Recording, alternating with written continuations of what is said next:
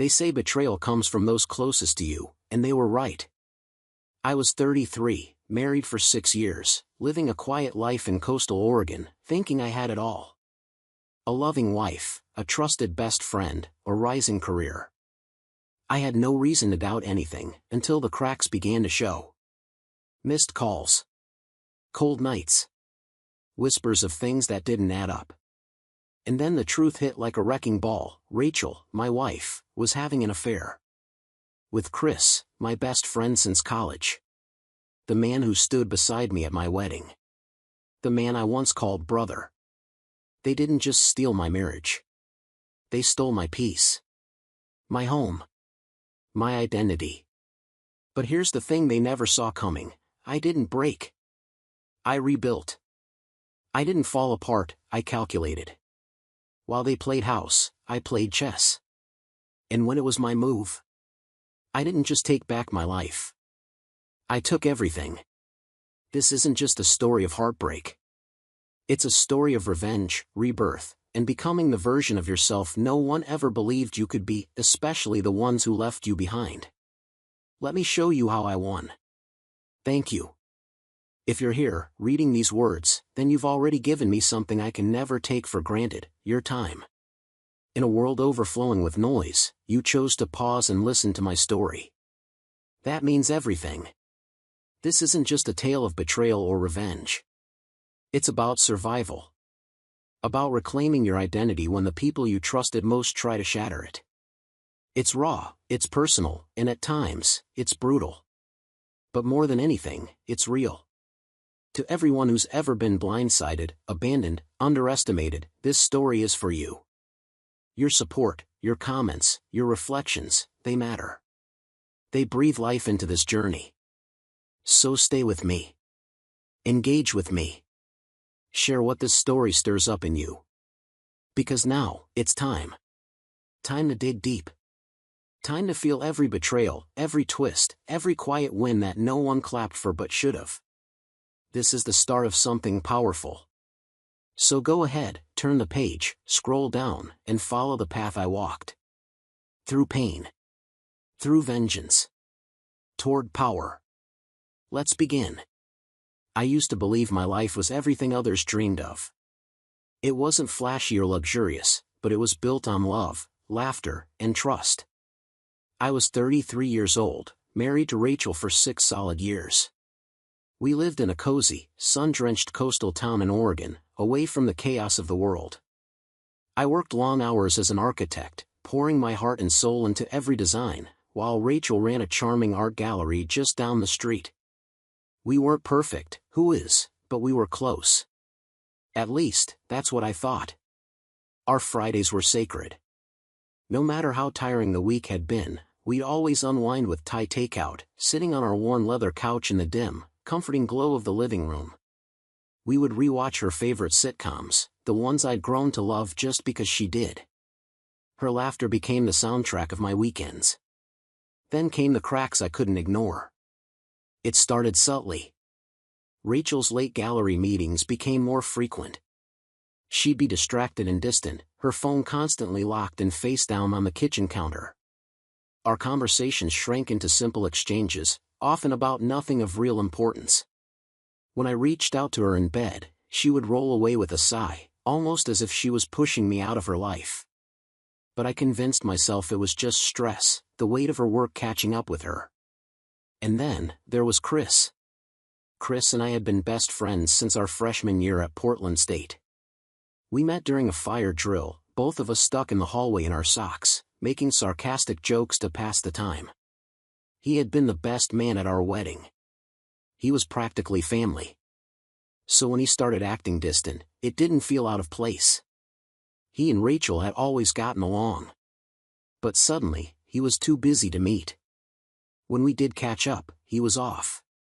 His smile didn't quite reach his eyes, and his gaze darted around the room like he was hiding something. That was when I knew. I didn't want to admit it, but I couldn't ignore the gnawing feeling in the pit of my stomach. My best friend and my wife, something was wrong. It all came crashing down one Sunday morning. Rachel sat me down, her face tight with tension. She told me she was pregnant. But it wasn't mine. The father? Chris. The man who had been my brother in everything but blood. The man I trusted with my deepest secrets. The man I'd given everything to. I didn't scream. I didn't cry. I went quiet. For the next 3 weeks, I played the role of the oblivious husband. I didn't let on that I knew. I gathered receipts, texts, and bank statements. I spoke to a lawyer. I moved our savings into a separate account. I even transferred the deed to our house into a trust under my name. I was preparing myself for what I knew was coming, the inevitable end. Then, I left them a note.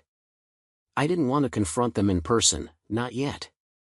The note simply read, "You chose each other. I choose peace. The home is mine." I left. And as I walked away from everything I thought I knew, I was numb. They thought I'd collapse. Instead, I built my life again. Alone, but finally free. But back then, I trusted them both, Rachel and Chris, with everything I had. So when Rachel started working late more often at the gallery, when she came home smelling faintly of cologne I didn't wear, I chalked it up to stress and long days. I convinced myself I was being paranoid, a side effect of working 60-hour weeks at the firm. That Thursday night, I pulled into our gravel driveway just after 10 p.m., the porch light casting long shadows across the steps. The house was dark. No sign of Rachel. No message, no missed calls. Just silence. I made a sandwich I didn't want, sat on the couch, and waited. Midnight passed. Then 1. Then 2.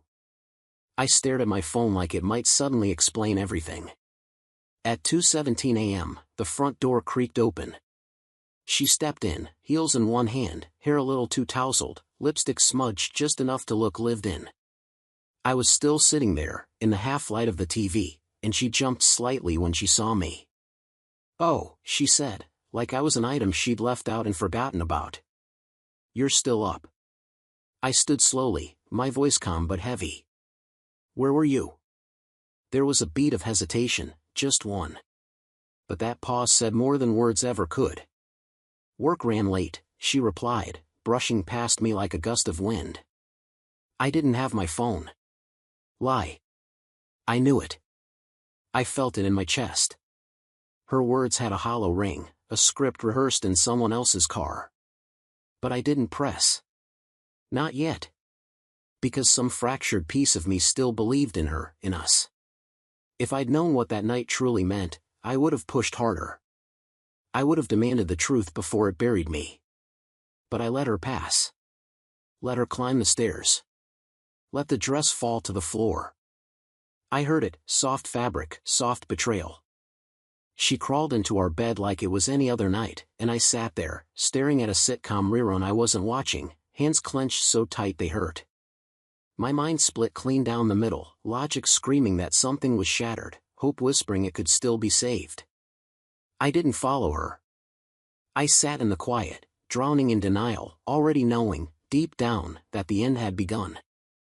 I turned off the TV and walked upstairs, each step slow and deliberate, like I was buying time I didn't have. The hallway felt longer than usual, the silence pressing against my chest.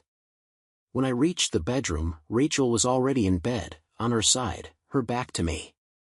Her breathing was steady, too steady. I knew she wasn't asleep. "Rach," I said quietly, easing down on the edge of the bed. No response. I placed my hand gently on her shoulder. She flinched. It was barely a twitch, but it was enough to tear something inside me wide open. I swallowed, throat dry as dust. "Can we talk?" A sigh. Heavy. Tired. She finally rolled over and looked at me. Her face was unreadable, eyes dull, distant. "What is there to talk about?" she asked flatly. I blinked. "Our anniversary, for one." She closed her eyes, rubbed her temple, then exhaled. "Jamie, I told you, I was stuck at the gallery." "Without your phone?" She hesitated, just for a beat. "I was busy." I didn't think to check it. Another lie. Too smooth, too mechanical. The space between us filled with everything we weren't saying. I lowered my voice. Rachel, is there someone else? For a moment, I expected denial. A scoff, a sarcastic laugh, something to make me feel ridiculous. But she just stared at the ceiling in silence, and that silence said more than any words ever could. My chest tightened. How long? I asked, barely managing to keep my voice steady. Still no answer. I studied her, closely this time. The faint trace of cologne that wasn't mine. The slight flush on her cheeks. The way her hair was still tousled in that deliberate, messed up way. Not from sleep. From something else. I stood abruptly, my pulse pounding in my ears. Who is it? She sat up slowly, brushing hair from her face. You don't want to know. Oh, I promise you, I do. She wouldn't look at me. That's when it hit me. She wasn't avoiding the question. She was avoiding the truth I already knew. Rachel, I said, voice low, cold, say his name. She inhaled, then whispered, Chris. My world stopped. Chris. My best friend. I stumbled back a step, as if her words had physically hit me. I had feared betrayal, but nothing prepared me for his name. Chris. Of all people. And just like that, the truth shattered whatever was left of us. My best friend. My brother in everything but blood. The man I'd trusted with my life. For a split second, I thought I'd misheard her, that Rachel had said something else, anything else. But she was staring right at me now, and her eyes didn't waver. It was him. It had always been him. I stumbled back a step, gasping for air, suddenly aware of how suffocating the room had become. The walls, the floor, even the air itself felt hostile. My heart pounded in my chest, fast and erratic, like it was trying to escape the truth. How long? I whispered, barely recognizing my own voice. Her mouth opened, paused, then closed again. I could see the war behind her eyes, debating if she should lie or let the hammer fall all the way. Then she exhaled. A year. A year. I felt like the floor gave out beneath me. An entire year of betrayal. A year of fake smiles, empty hugs, and inside jokes I had laughed at like a damn fool. My best friend and my wife, both smiling at me over dinner while carving out my soul one secret at a time. I laughed, but it came out cracked and bitter. Unbelievable, I muttered, more to myself than to her. I looked at her, really looked.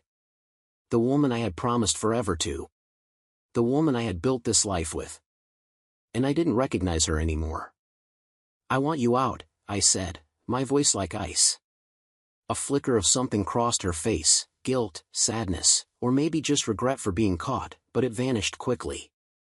That won't be necessary, she replied coolly. Chris and I are moving in together. The air left my lungs. You're what? She stood, brushing down her shirt like this was any other conversation. I'm pregnant, Jamie. We're having a baby. My world tilted. Pregnant. She was pregnant, with his child. I swayed slightly, my legs threatening to give out.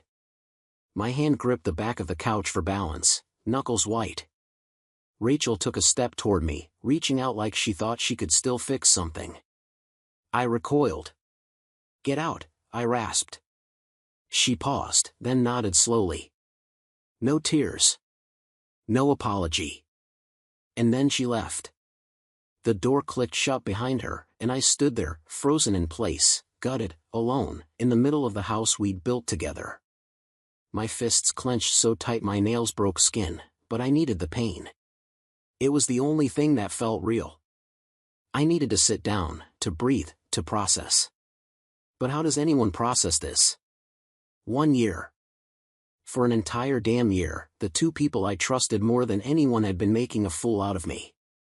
Rachel had been lying beside me at night, kissing me goodbye in the mornings, whispering she loved me, while sneaking around with Chris. Chris. My best friend.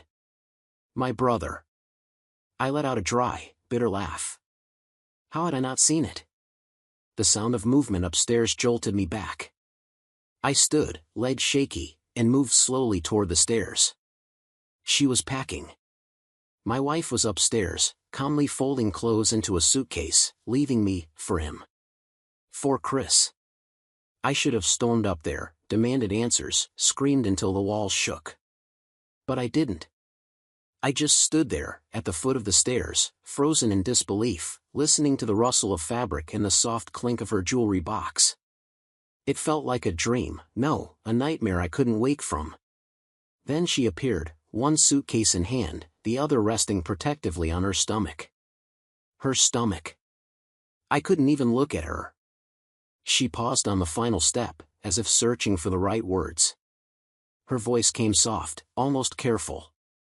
"You'll be okay, Jamie." I scoffed. "Oh, will I? Thanks, Rachel. That makes it all better." She winced, just barely. Guilt? Maybe. But it vanished almost immediately. "Chris will come get the rest of my stuff later," she said. Of course he would. The coward. Too afraid to face me. Probably knew I'd break his jaw the moment I saw him. I didn't respond. Just a stiff nod.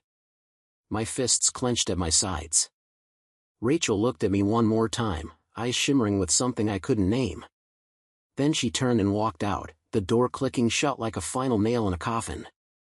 And that was it. My marriage was over. I stood in the middle of the living room, staring at nothing. Then the engine started outside, and as her car rolled down the gravel driveway, the dam inside me gave way. I dropped onto the couch, breath hitching, chest burning. The pain came fast and sharp. Everything was gone. I don't know how long I sat like that, minutes, hours maybe, until my phone buzzed. I snatched it up, some tiny part of me still hoping it was her. It wasn't. It was Chris. His name glowing on the screen. My pulse thundered as I hit answer. Silence. Neither of us said a word. Then he sighed. "Jamie, man, I'm sorry." I hung up. I couldn't listen to him, not after everything. Not after he stabbed me in the back and called it love. I wanted to scream. To punch through drywall. To track him down and show him what it felt like to lose everything. But what would it change? Rachel was gone. Chris had won.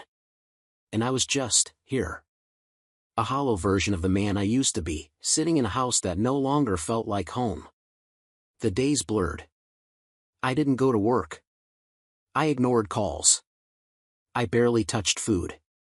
Just silence, interrupted only by the occasional vibration of my phone. Word got out fast. Our friends, coworkers, even the barista at the cafe where Rachel used to meet clients, they all knew. Some offered kind words, like I'd been diagnosed with something terminal. Others, the ones who'd always flocked to Rachel's charm, said nothing. Or worse, took sides. One of Rachel's friends even messaged me, "You should be happy for them. Sometimes things just don't work out." Maybe she and Chris were meant to be. I stared at the screen, rage bubbling. Happy? That my wife torched our life and ran off with my best friend? I deleted the message and blocked the number. To hell with all of them. None of it mattered. Not until there was a knock at the door. I opened it, expecting a neighbor or maybe another awkward sympathy visit. Instead, I found her, Sophia. Chris's ex. She stood there, arms folded, an expression somewhere between a smirk and a war cry. "Hey, Jamie," she said, tilting her head. "Looks like we're in the same boat, huh?" I blinked. Sophia.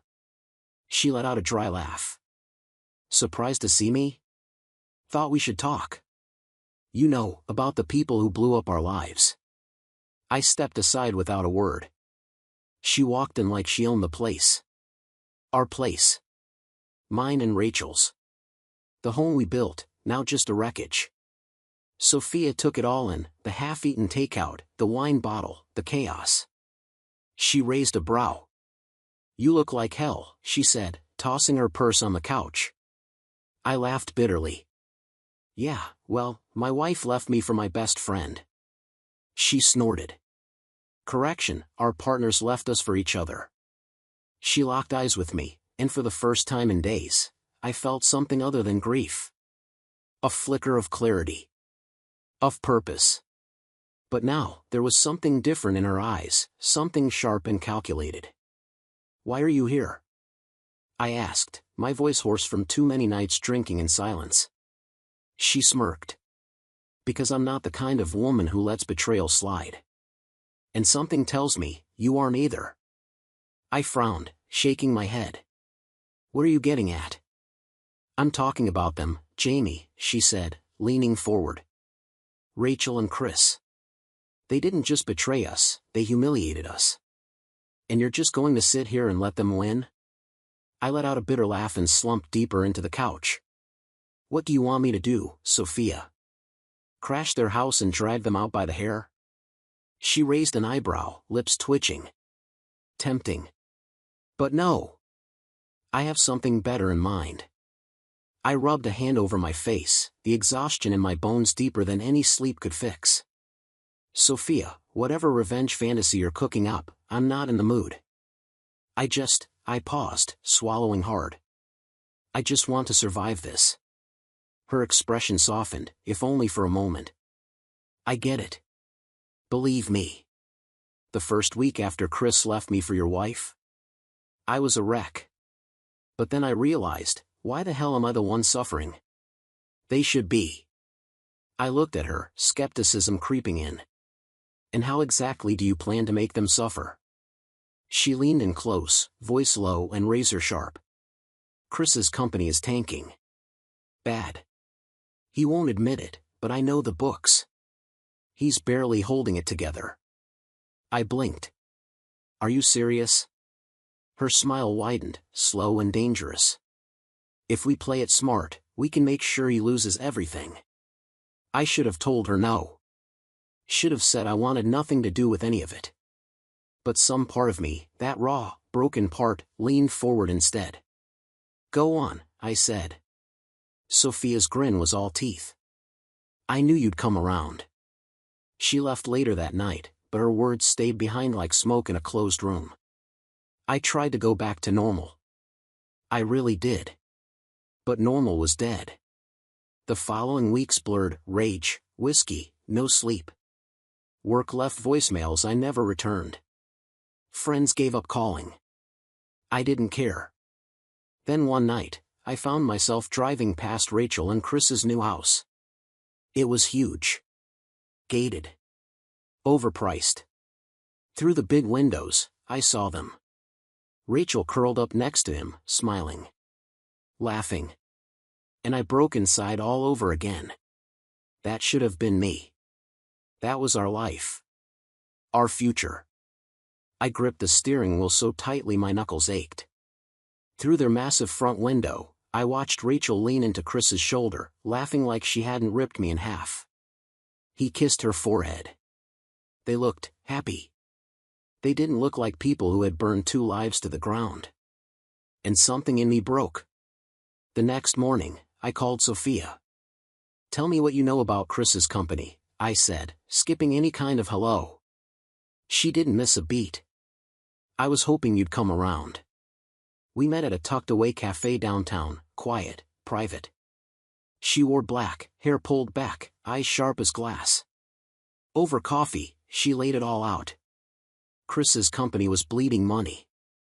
Quietly. Desperately. Investors were getting twitchy. His largest client had cut back their contract, and murmurs of instability were spreading. If things continued, he'd be bankrupt within the year. All we need, she said, stirring her coffee slowly, is to give it a nudge. I narrowed my eyes. How? She smiled. We make sure his biggest investor pulls out. Permanently. I exhaled slowly, heart thudding. And how do we make that happen? Leave that part to me. While Sophia went to work behind the scenes, I focused on rebuilding. I cut the booze, hit the gym every morning, cleaned out my place, and put on a suit again. I took a job at Thorn Capital, one of Chris's direct competitors. Their CEO, Garrett Hargrove, liked my background and my attitude. Within weeks, I was in strategy meetings, advising on mergers, playing with numbers like weapons. And slowly, I started to feel human again. No, stronger.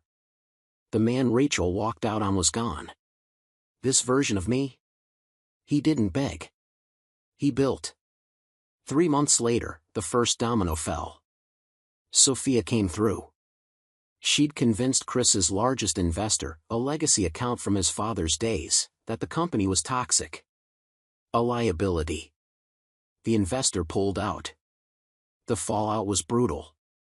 Rumors swirled. Clients panicked.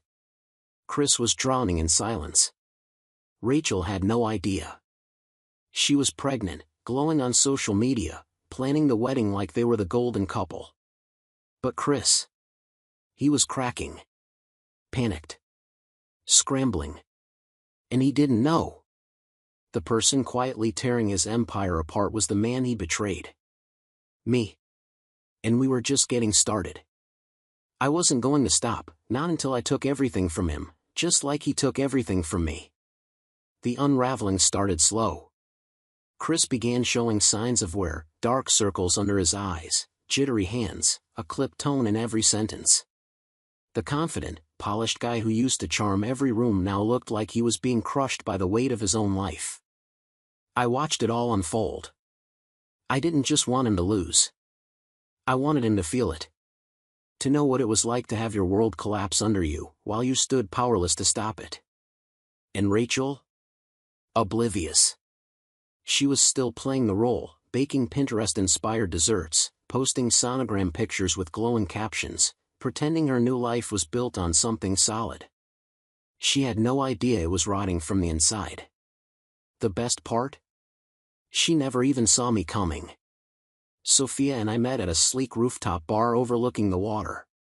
She wore a midnight blue dress that turned heads, but her focus was razor sharp.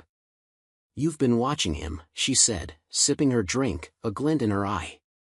I stirred my whiskey. "He's unraveling." "Good," she said, voice low. "Now we push." I raised an eyebrow. "How?" "You've got Hargrove in your pocket, don't you?" I exhaled, nodding.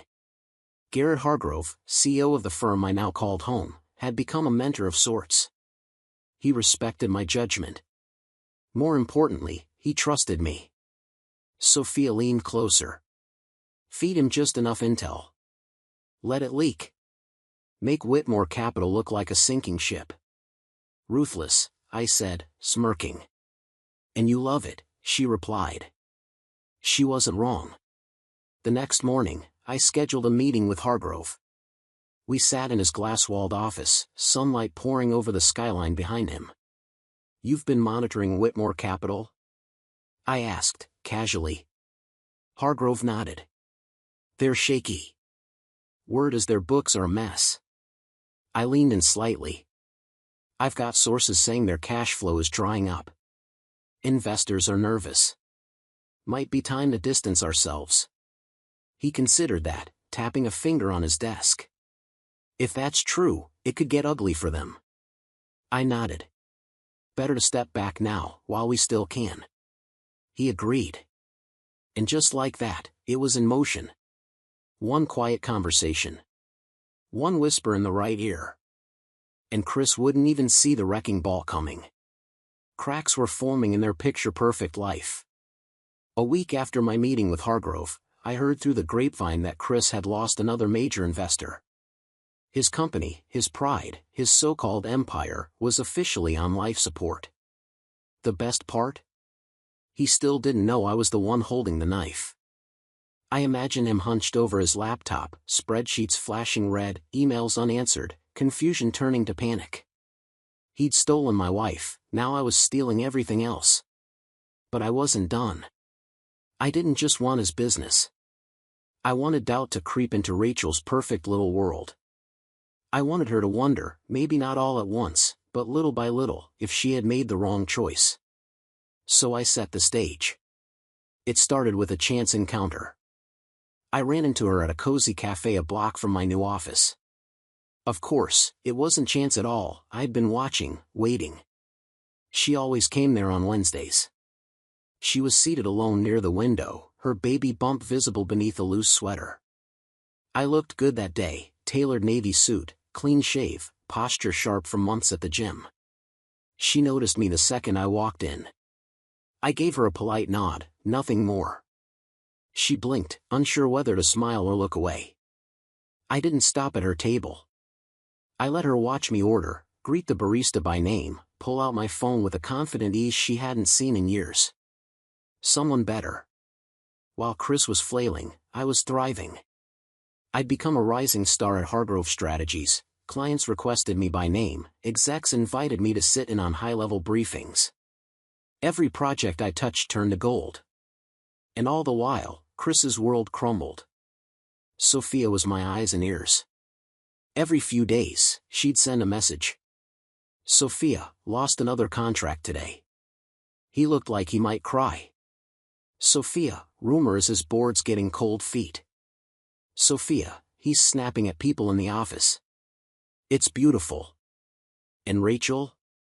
She was starting to feel the shift. Missed dinners. Public tension. A hand reached out and left hanging. And I watched. One night, Sophia called, her voice bubbling with amusement. "You're not going to believe this," she said. "Try me. I ran into Rachel today." I froze. "Where?" "The OBGYN, alone. No Chris." My grip on the phone tightened. "Her checkup, I'm guessing," Sophia added, with a smirk in her voice. I didn't say a word. I didn't need to. It was all going exactly as planned. She looked miserable, Jamie. Like she finally realized she traded gold for garbage. I leaned back in my chair, letting out a slow breath. "Good." Sophia laughed, swirling her wine. "You should have seen her face when I mentioned my new boyfriend. That caught me off guard." "Wait, what?" She grinned. "I might have implied that I've never been happier. Said my guy treats me like royalty." I chuckled. "You're evil. And you love it," she said, raising her glass. I didn't deny it, because she was right. While Rachel and Chris spent the past year playing house, pretending their affair was the beginning of some fairy tale, I was building something real. I'd become smarter, sharper, harder to break. And now? It was time for the next move. The mall encounter. I hadn't seen Rachel in months, not since that night at the rooftop lounge where I'd made sure she saw exactly how well I was doing. But when I turned a corner at the downtown mall and spotted her, I almost laughed. She stood near the fountain, pushing a stroller. Her hands gripped the handle a little too tightly, and her eyes darted around like she was trying to avoid being seen. Her hair was tied back in a messy knot. She wore leggings and a long coat, stylish, yes, but missing that effortless polish she once flaunted. She looked tired. Pale. Not the Rachel I used to know. She glanced up, and froze. Our eyes locked. Her lips parted like she wanted to say something, but no sound came out. I smiled. Slow. Controlled. "Rachel." She blinked, swallowed. "Jamie." Her voice wavered. I could see the war behind her eyes, shock, regret, maybe even longing. I let the silence hang, watching her squirm. Then I stepped closer, glancing down at the stroller. "So this is the child you threw it all away for?" She winced. "Jamie, don't." I laughed quietly, shaking my head. "Relax. Just making conversation." My eyes swept over her deliberately. "You look different." Her jaw tightened. "It's been a long year." I tilted my head. "Has it?" She looked away, exhaling sharply. "You wouldn't understand." I laughed again, low and steady. "Oh, Rachel. I understand more than you think." Her eyes flicked back to mine, searching for the man she once knew. But he wasn't there. And she knew it. I could see it in the way she hesitated, the nervous twitch of her fingers on the stroller, the slight tremble in her jaw. She had expected me to be bitter. Hollow. Maybe even desperate for a second chance. But I wasn't. I was thriving. And that realization was killing her. The final blow. I could have left it there. Walked away and let her marinate in her regret. But where was the fun in that? So I stepped in just a little closer, dropped my voice low, casual, like I was just catching up with an old friend. I heard about Chris, I said. Her body went rigid. What about him? She asked, her voice brittle. I shrugged, like it was nothing. Just that his company's circling the drain. That he's buried in debt and not handling it too well. Her face drained of color. She didn't even try to deny it. Perfect. Didn't take long, did it? I added with a smirk. She looked like she might break. And then it happened, the moment I'd been waiting for. I made a mistake, she whispered. There it was. The regret. The confession. The proof I'd won. I let it hang there, let her choke on it. Then I laughed, just once, and stepped back. Yeah. You did. Her eyes flew to mine, searching for something, mercy, maybe. A second chance. Jamie, I held up a hand. Don't. And right then, as if the universe itself was writing the perfect script, Sophia appeared beside me. She slid her arm through mine, her smile smooth and knowing. Hey babe, sorry I took so long. I turned to her, letting my smirk deepen. No problem, sweetheart. Then I kissed her. Slow. Purposeful. Just long enough for Rachel to see every second of it. When I pulled away, Rachel looked like she'd just taken a punch to the gut. Her lips parted, then shut again. Speechless. For the first time in her life, Rachel had nothing to say. And that was everything. I took Sophia's hand, gave Rachel a nod, and walked away, leaving her behind in a puddle of her own regret. As we exited the mall, I felt lighter than I had in over a year. This time, I wasn't the one left in the ruins. She was. And I wasn't done yet. The next phase of my plan? That was going to be even better. I didn't want her back. But I wanted her to want me back. To crave the life she had so carelessly tossed aside. To sit in the ruin of her decisions and know, deep in her bones, that she had lost the best thing that ever happened to her. Sophia must have sensed that thought the second we stepped out into the crisp evening air. She leaned against my car, arms crossed, and let out a satisfied laugh. Well, she said, smirking. That was fun. I unlocked the doors with a grin. Did you catch her face? She looked like she wanted to crawl into the pavement. Sophia's smile widened. That was satisfying. I nodded, a cool calm washing over me. Rachel had made her choice, and now, she was starting to choke on it. The text came 2 days later. Unknown number. But I didn't need a name to know. Rachel. Of course. Rachel, can we talk? I stared at the screen, my smirk deepening. Predictable. People like her? They always crawl back when it's too late. I let it sit. An hour passed. Then another message. Rachel, please, Jamie. It's important. Important? Where was that urgency when she was throwing away our marriage for a fantasy with Chris? When she pushed me out of our home like I was some phase she'd outgrown? I took a slow sip of whiskey, weighing my options. I could ignore her. But then again, there was a better play. Me, Grandview Cafe. 6 p.m., no questions. I knew she'd show. Because now, she needed me. 6:02 p.m. She walked in. I was already seated in the corner booth, scrolling through my phone like she wasn't even a thought in my day. She scanned the room, eyes landing on me. And just like that, I saw it. Regret. Longing. Desperation. I gestured to the seat across from me, stone-faced. Sit. She hesitated. Then obeyed. For a moment, silence stretched between us.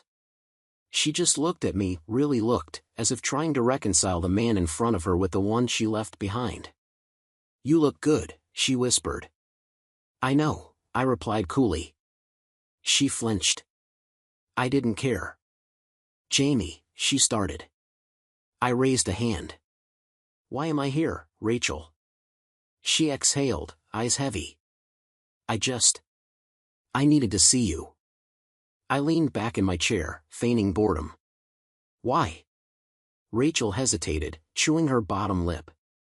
Then she finally said it, the line I'd been waiting to hear. I made a mistake. I almost laughed. Almost.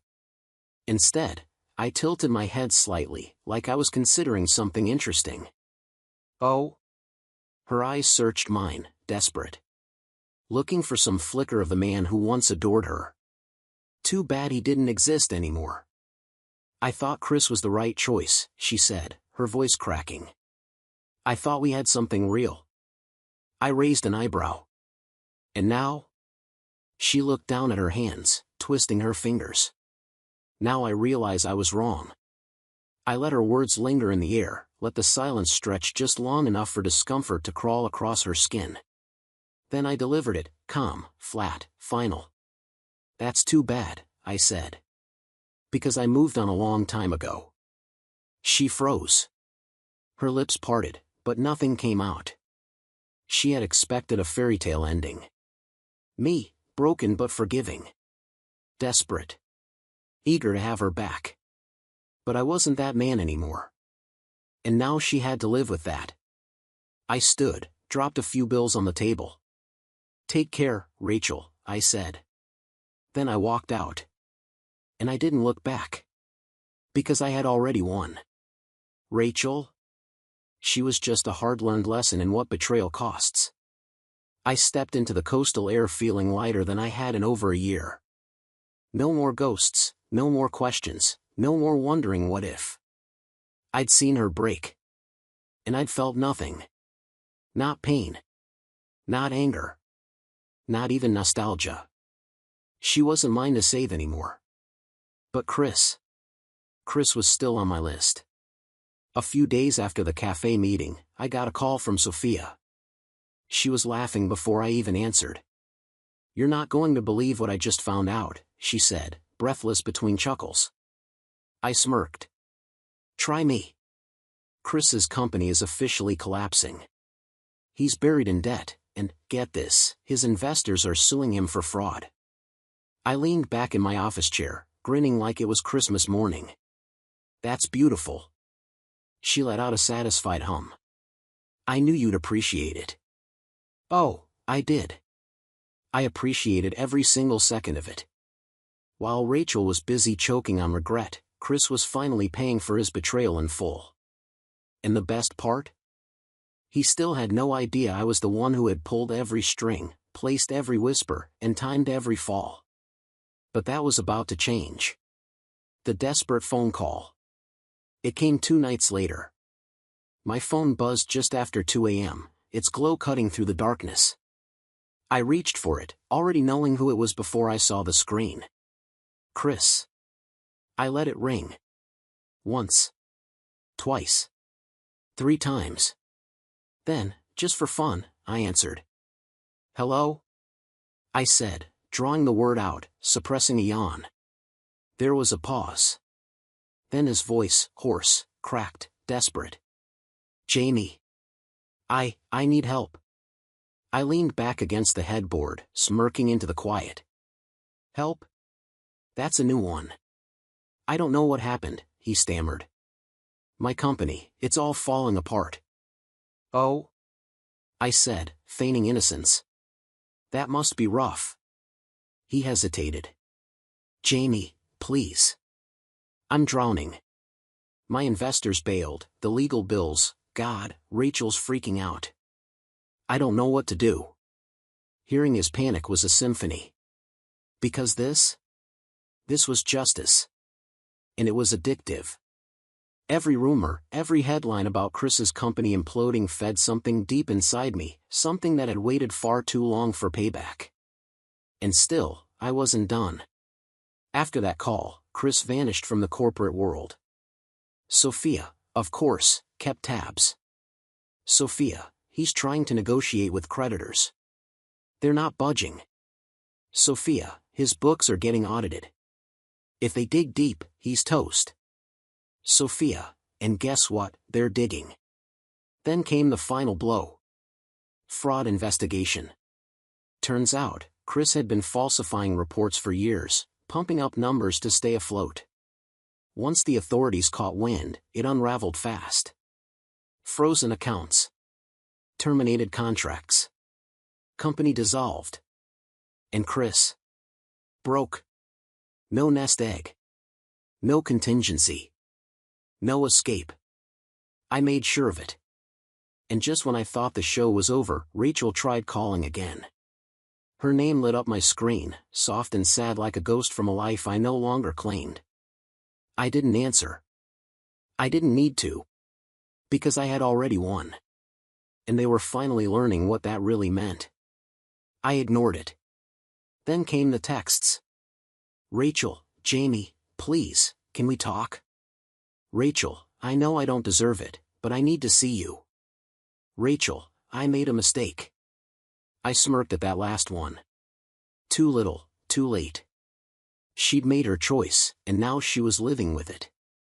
I left her messages unread, buried under calendar invites and client deals, while I focused on the life she never believed I could build without her.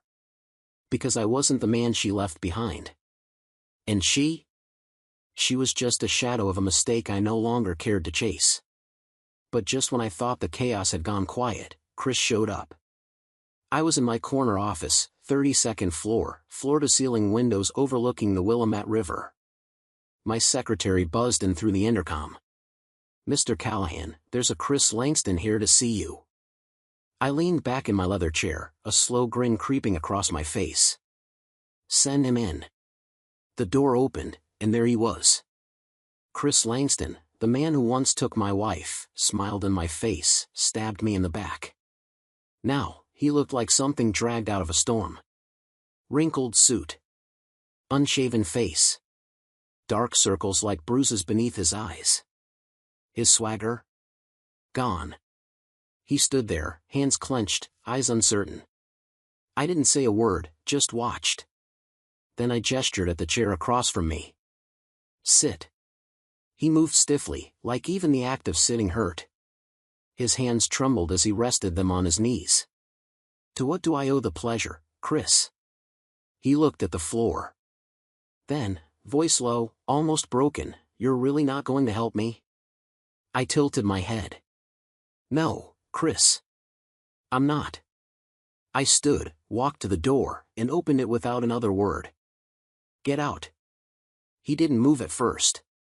Then, slowly, like gravity had doubled just for him, he rose. His shoulders sagged, his eyes hollow. And then he walked out. Chris Langston, once my best friend, once a threat, was now nothing.